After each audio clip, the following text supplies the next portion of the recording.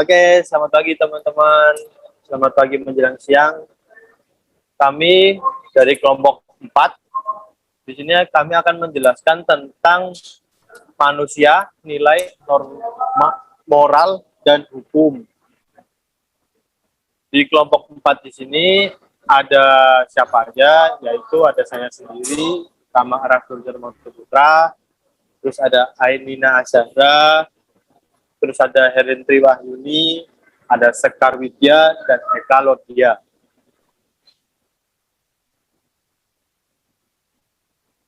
Pada kelompok 4 kali ini, kami akan menjelaskan beberapa tentang yaitu pengertian nilai, nilai sebagai sumber norma, terus macam-macam norma sosial, penggolongan hukum di Indonesia, dan tata urutan perundang-undangan di Indonesia, kesimpulan dan daftar pustaka.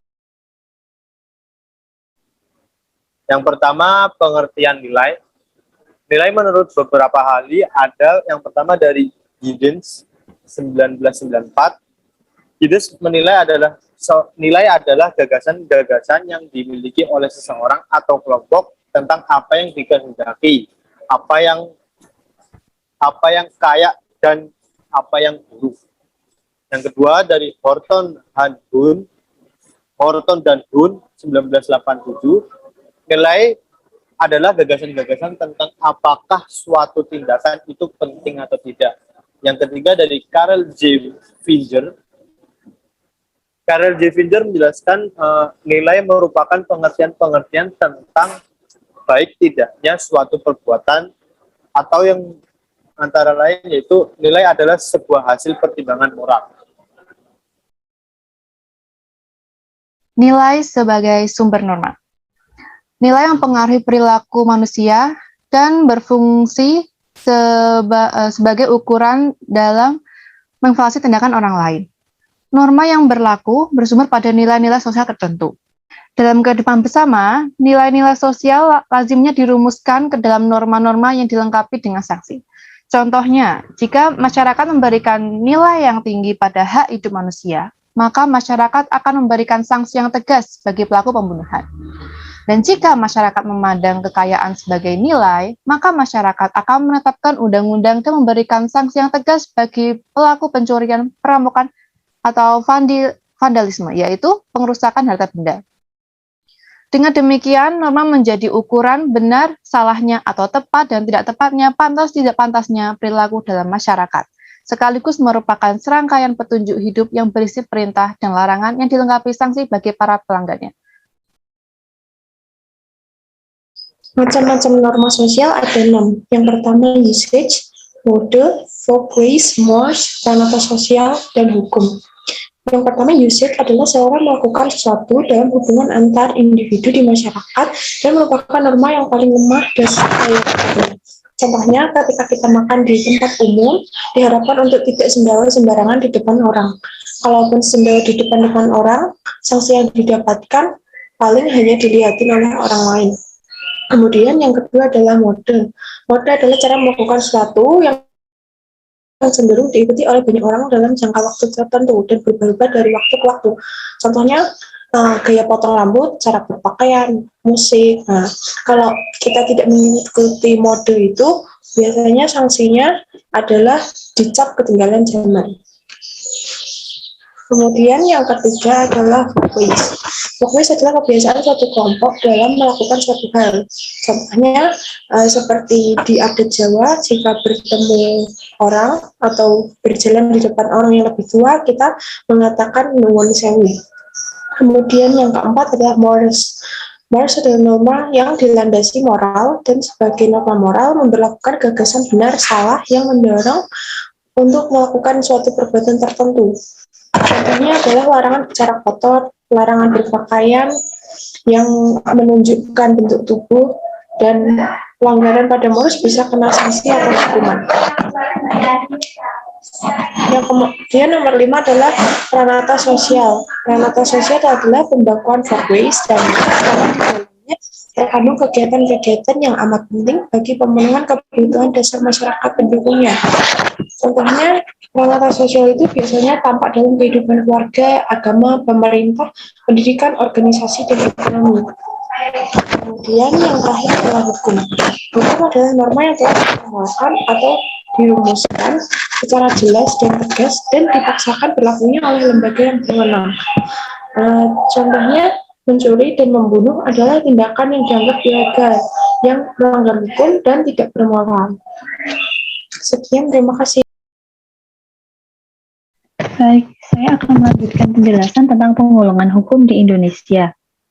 Di Indonesia ini ada beberapa cara untuk menggolongkan hukum, yaitu berdasarkan isi, wujud, ruang lingkup, waktu, subjek, serta tugas dan fungsinya.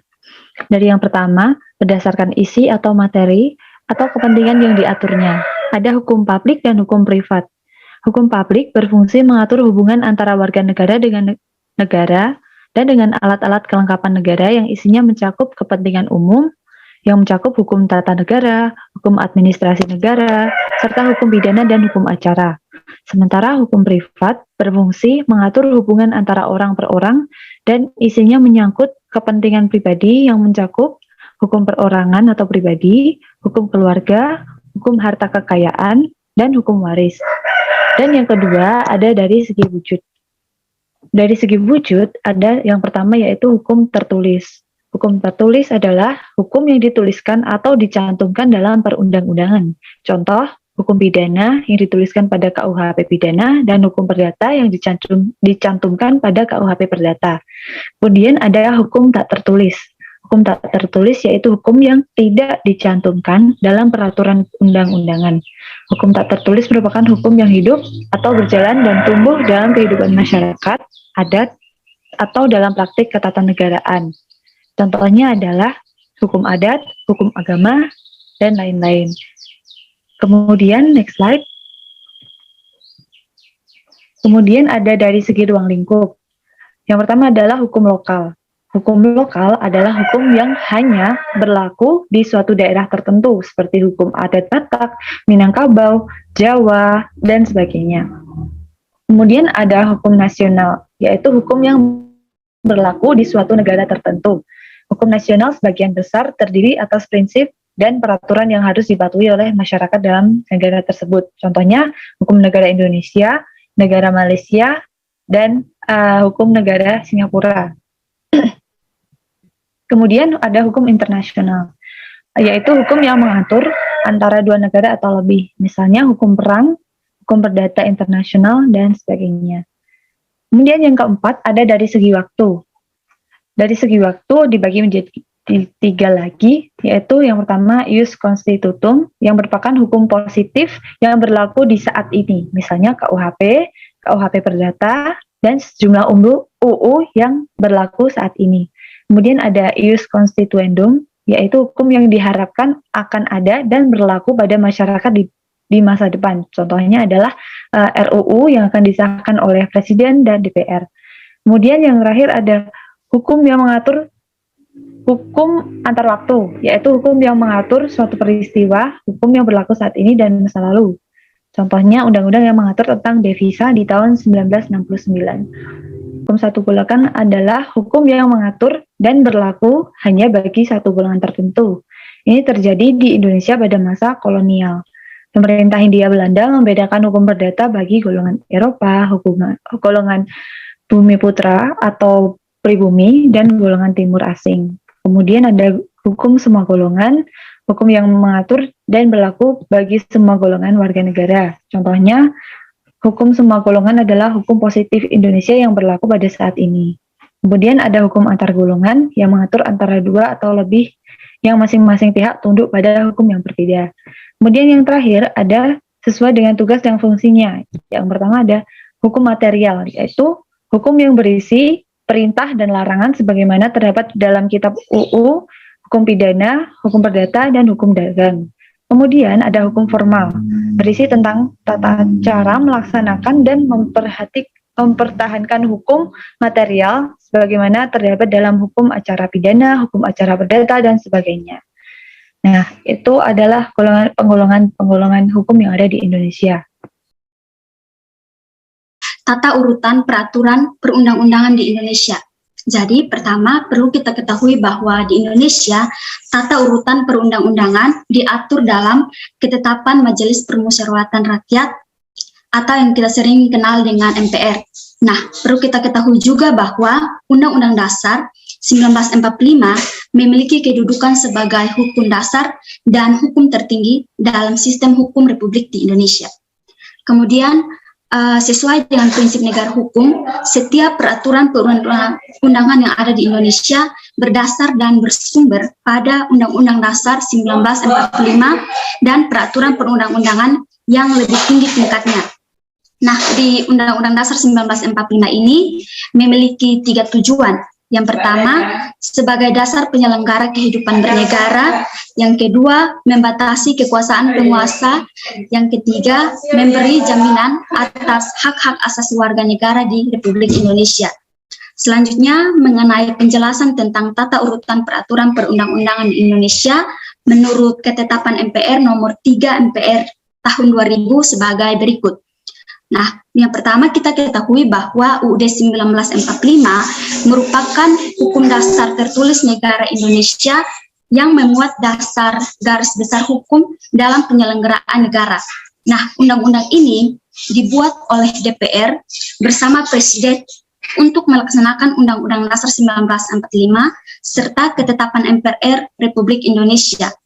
Nah, di Indonesia ini juga terdapat peraturan pemerintah pengganti undang-undang atau yang kita kenal dengan Perpu yang dibuat oleh Presiden.